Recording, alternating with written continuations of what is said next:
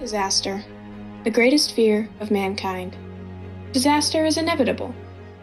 As humans, we cannot avoid it. But how well can we prepare for it?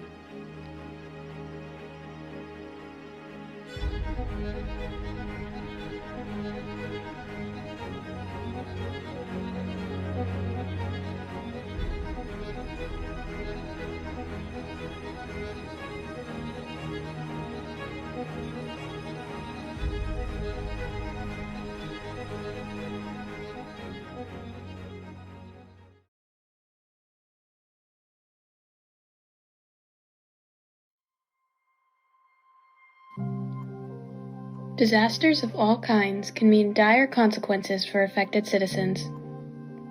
To ensure proper care in the event of a disaster, there are many standards in place on the state and national level for nurses and doctors.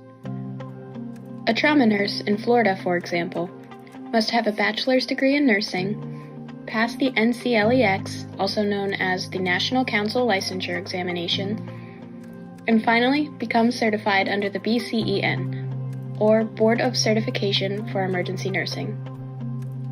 This requires sitting for 20 to 30 hours of trauma-specific coursework and having 2 years of trauma nursing experience, with an average of 1,000 hours per year. We interviewed Orange Park Hospital nurse Kim Holmes for information regarding training. My name is Kim Holmes. I'm a nurse here at Orange Park Medical Center. I am an ICU nurse by trade. I also have my CCRN, which is a certification in critical care, and I'm also TNCC and EMPC certified, and those are trauma-related certifications. Everybody gets that. So everybody gets some kind of trauma training. The baseline for that is the TNCC, the Trauma Core Nurse Training. EMPC is the pediatric version of that, more than that. Plus everybody has to be BLS trained and ACLS trained in those areas. So there's quite a few training.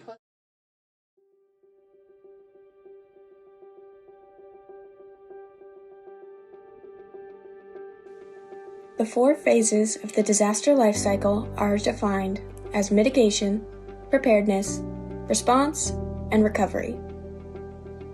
To fulfill the preparedness phase, hospitals are required to demonstrate proper planning in each of 6 categories: communication, supplies, security, staff, utilities, and clinical activity. Each year, the preparedness of the Orange Park Hospital is tested by dedicated volunteers. My name is Rich Ward. I'm Director of Safety Security, also the Safety Officer for Orange Park Medical Center. What exactly is the Northeast Florida Healthcare Coalition?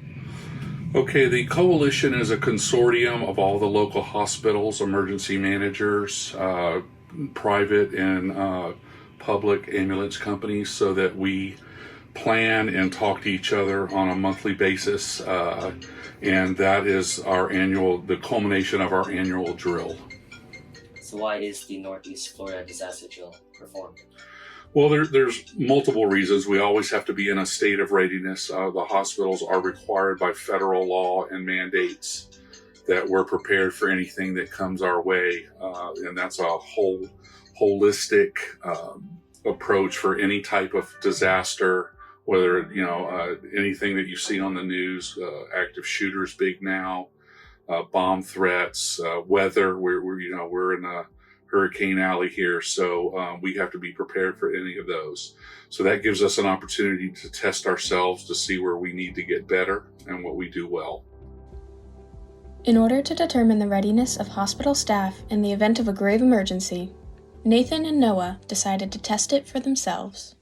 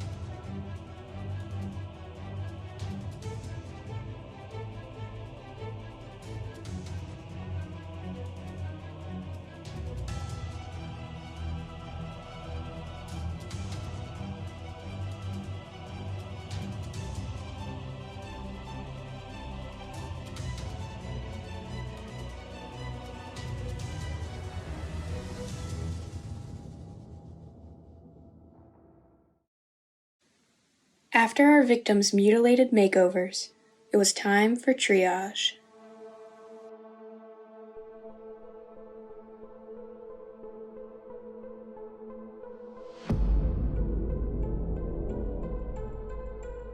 Yeah, as soon as you have a leg injury, you gotta be out here. Okay.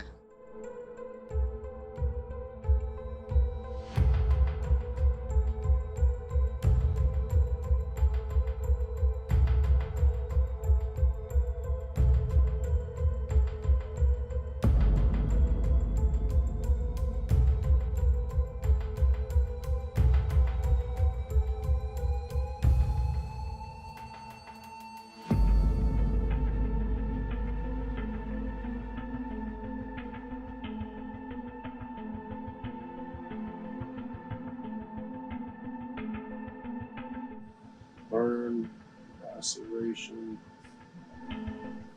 to left cheek.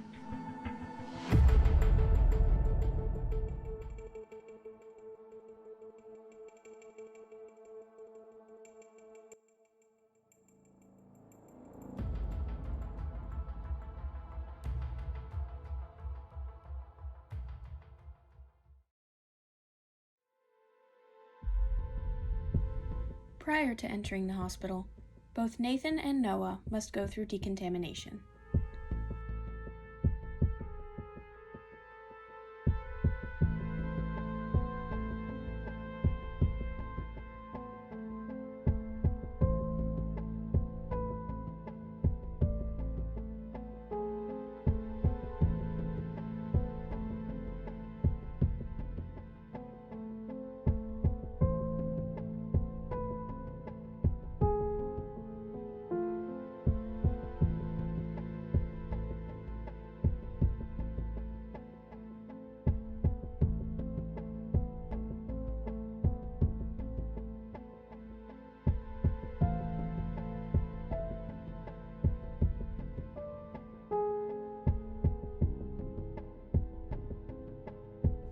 Once through decon, Noah and Nathan were rushed into the ER.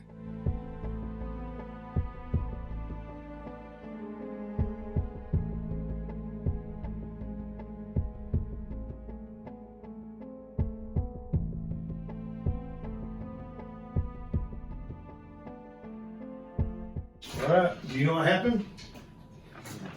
You don't remember what happened? 1 to 10, 10 being the worst pain you ever had, 10 being nothing. How bad is your pain?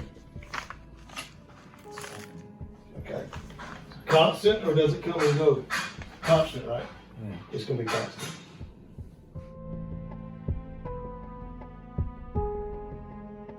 After several long hours of various tests, the process was complete.